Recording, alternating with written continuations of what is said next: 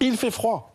Sans blague, il fait froid et on a des questions sur le froid et ses dangers. Soraya qui voudrait savoir, alors qu'elle vient d'avoir un bébé, s'il est déconseillé de sortir. Si vous pouvez éviter, c'est mieux, surtout quand on parle de température ressentie à -10, -15.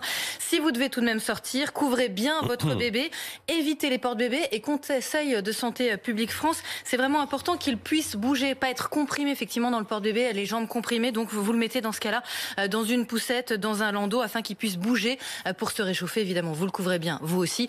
Attention au risque de chute pour vous, pour les enfants aussi, pour qui c'est l'euphorie, toute cette neige, et pour les personnes âgées. Attention parce que ça reste négatif, donc il peut y avoir du verglas sur les trottoirs. Est-ce que c'est le moment de faire du sport? C'est la question de Xavier. Bon, franchement, il faut être bien équipé et entraîné. Sinon, pour aujourd'hui, oubliez le footing, c'est pas grave. Il est recommandé de limiter les activités extérieures, les activités physiques, parce que le froid favorise les pathologies, notamment cardiovasculaires. Ça peut provoquer des hypothermies, alors qu'on chair de poule, ça va. Mais quand ça va jusqu'à l'engourdissement des extrémités ou des engelures, ça peut devenir évidemment beaucoup plus dangereux.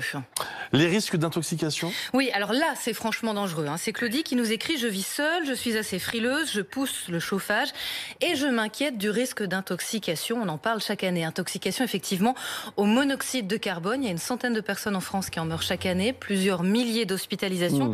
Le problème de ce gaz, c'est qu'il est absolument invisible, inodore et non irritant. On n'a même pas le nez qui pique, donc on ne s'en rend pas compte.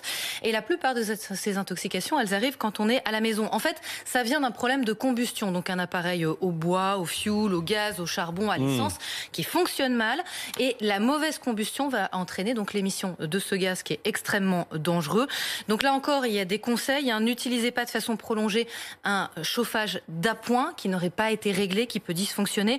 Ne vous chauffez jamais avec des appareils non destinés à cet usage. Ça peut faire sourire, on se chauffe pas au barbecue, au brasero, au four ou au réchaud de camping. Ouais, mais ceci dit, c'est mieux en le disant. Souvenez-vous de la dame qui avait réchauffé son chat dans un micro-ondes. Bon, voilà, on ne se chauffe pas au barbecue. Attention aussi aux groupes électrogènes. Dans un lieu fermé, il faut absolument que ce soit ventilé.